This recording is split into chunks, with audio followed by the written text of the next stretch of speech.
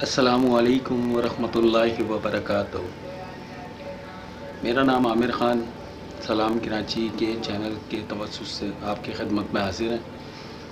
جیسا کہ آپ سب جانتے ہیں، اس وقت پورے ملک کے اندر سیلاب کی ایک صورتحال بنی ہوئی ہے، اور یہ کوئی نئی بات نہیں، پہلے بھی یہ سب کچھ ہوتا رہا ہے۔ جاگیردار، وڈیرے، سیاستدان یا اس کے علاوہ جو حکومتی سطح کے اوپر حکومت سے منسوب لوگ ہیں، وہ اپنے باغات، اپنے کھیت کھلیان، اپنی پراپرٹی بچانے کے لیے ہمیشہ سے عام انسان کو نشانہ بناتے رہے ہیں۔ اچھا، کیونکہ اب سوشل میڈیا کا دور ہے، تو آپ لوگ جیسا کہ جانتے ہیں کہ اب خبر رکتی نہیں، منظر عام پہ آئی جاتی ہے۔ نہیں تو 70 سالوں سے یہی ہوتا چلا آیا ہے۔ پہلے نظر میں نہیں آتا تھا، اب نظر میں آنے لگی ہیں ساری چیزیں۔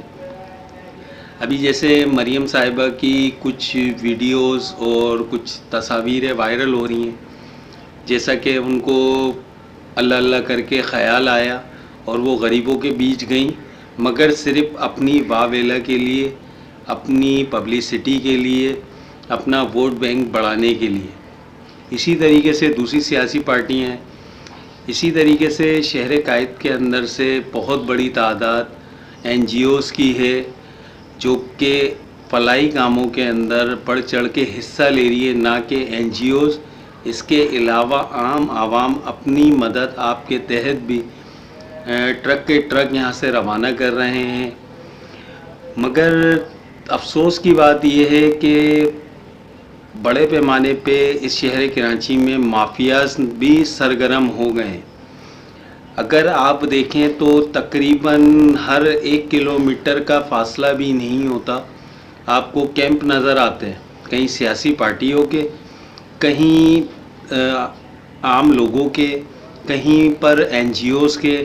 اس کے اندر کچھ عناصر ایسے ہیں جن کا خدمت کے حوالے سے کوئی تعلق ہے ہی نہیں، وہ خدمت کرنا جانتے ہی نہیں ہیں۔ بس ان کا کام یہ ہے کہ یہاں سے مال سمیٹنا اور اپنی جیبیں بھرنا۔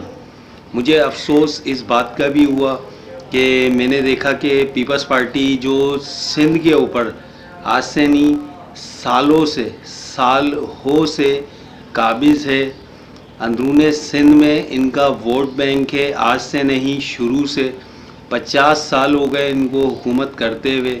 مگر افسوس کی بات یہ ہے، وہاں کے دیہات اگر آپ دیکھ لیں، آپ اگر وہاں جائیں، عام روٹین کے اندر جو لوگ آج سے 2 سال، 5 سال، 8 سال، 10 سال پہلے بھی لوگ گئے ہوں، تو وہ بخوبی واقف ہوں گے اس چیز سے کہ وہاں کا منظر اس طریقے کا ہے کہ اگر آپ وہاں جائیں تو آپ کو ایسا لگے کہ آپ 100 سال، 200 سال پیچھے کے دور کے اندر آ گئے۔ یعنی کہ ان لوگوں نے وہاں ماحول ایسا رکھا ہوا ہے۔ اچھا، رہی شہری علاقوں کی بات، تو شہری جو بڑے علاقے ہیں ان کے اندر یہ مسائل تو نہیں، مگر اس کے علاوہ دوسرے ایسے مسائل کھڑے کر دیے گئے جو عوام کے لیے انتہائی افسوس کا باعث ہے اور پریشانی کی بات ہے۔ ابھی اس شہر کراچی سے لوگ مدد کرنا چاہتے ہیں تو مافیاز ان کے آڑے ہیں، اگر وہ وہاں تک پہنچتے ہیں تو ان کو راستے کے اندر لوٹا جا رہا ہے، ٹرک کے ٹرک لوٹ لیے جاتے ہیں۔ ان کو یہ دکھایا جاتا ہے کہ بھائی یہاں نہیں آؤ، یہاں عوام جو ہے وہ مشتعل ہے، عوام جو ہے وہ جاہل ہے۔ بھائی اگر این جی اوز وہاں تک نہیں پہنچے گی، آپ سیکیورٹی نہیں دیں گے تو یہ مسائل کیسے حل ہوں گے؟ اچھا، ابھی کراچی کے اندر ایک کے الیکٹرک نے اپنا بم علیحدہ گرا دیا ہے، کیونکہ کے الیکٹرک ہر تھوڑے دن کے بعد ایک نیا معمہ دے دیتی ہے۔ اس نے کراچی کا جو غریب طبقہ ہے، جو 10,000، 20,000، 25,000 سیلری کے اوپر ہے، ان کو ہزاروں روپے کے بل دے دیے بنا بنا کے۔ اب کوئی ان سے پوچھنے والا نہیں ہے، چیف آف آرمی اسٹاف پوچھنے والے نہیں ہیں ان سے چیف جسٹس پوچھنے والے نہیں ہیں، ان سے سیاسی پارٹیوں کے قائدین پوچھنے والے نہیں ہیں کہ بھائی تم ایک پرائیویٹ ادارہ ہو، تم ٹیکس کیوں لیتے ہو؟ ہمیں آج تک یہ بات سمجھ میں نہیں آئی۔ دوسری چیز یہ کہ ان کا ہر ماہ جو ہے وہ بل ڈبل پہ ڈبل کر رہے ہیں۔ اگر یہی سب صورتحال رہی تو پورے ملک کے اندر ایک بحران کی کیفیت پیدا کر دیں گے۔ سمجھ میں نہیں آتا یہ کون سی طاقتیں ہیں جو کہ ہر لحاظ سے پاکستان کو نقصان پہنچانے میں لگی ہوئی ہیں۔ پاکستان کا شہری اس وقت اتنا پریشان ہے، وہ قصبہ ہو، دیہات ہو، گوٹ ہو، چھوٹا شہر ہو، بڑا شہر ہو، ہر جگہ کوئی نہ کوئی عوام کہیں نہ کہیں کسی نہ کسی مسائل سے درپیش ہے۔ ابھی موسمیات والے نے یہ خبر دے دی ہے کہ بارشیں جو ہیں وہ 8 تاریخ سے ایک اسپیل اور آنا ہے، اور ابھی اس کے اندر وقت ہے، ہفتہ بھر اس کے اندر ہے، ہفتہ 10 دن ہے، مگر ادارے یا ذمہ دار کہاں تک کام کرتے ہیں اور کہاں تک نہیں کرتے یہ آپ اور ہمیں دیکھنا پڑے گا۔ یہ چیز تو ہم سنتے چلے آئے سالوں سے، جی کام ہو رہا ہے، فنڈ اکٹھا ہو رہا ہے، یہ کام یوں ہو رہا ہے، حد تک کہ اب یہاں آرمی کو بھی نہیں چھوڑا گیا۔ ابھی آرمی کے نام پہ بھی لوگ فنڈنگ جمع کرنے لگے ہیں۔ آرمی کو بھی اس چیز کا ایکشن لینا چاہیے، کیونکہ ہمارا ایک فوج کا ادارہ ایسا ہے جو آگے بڑھ چڑھ کے کام کرتا ہے، مگر اس کو بھی گندا کرا جا رہا ہے۔ میں پھر چیف آف آرمی اسٹاف سے یہ بات کہوں گا کہ آپ خدارہ اس چیز کو مانیٹر کریں کہ کہاں پہ یہ عناصر کھڑے ہو رہے ہیں، کہاں پہ پاکستان کو نقصان پہنچا رہے ہیں، اس چیز کو دیکھیں۔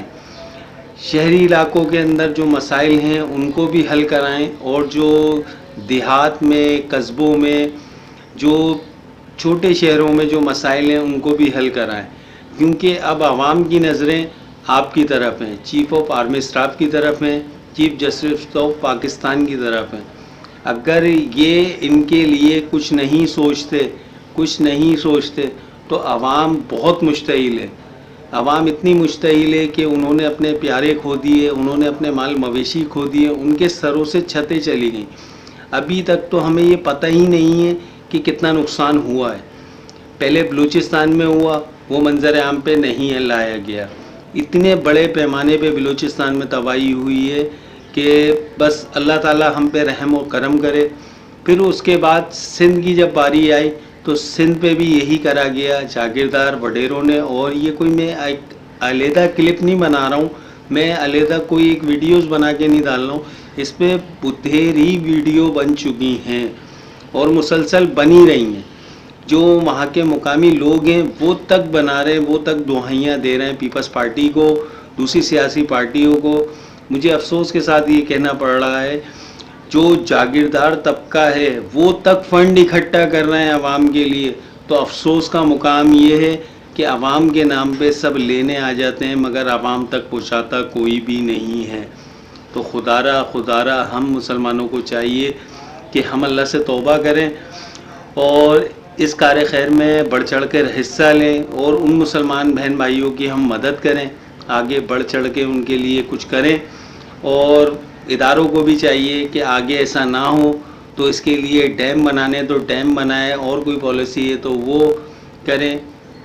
میں ان سے ریکویسٹ کرتا ہوں کہ آنے والے وقتوں کے اندر ملک کو بہتری کی طرف لے کر جایا جائے، نہ کہ اور مزید پیچھے کی طرف۔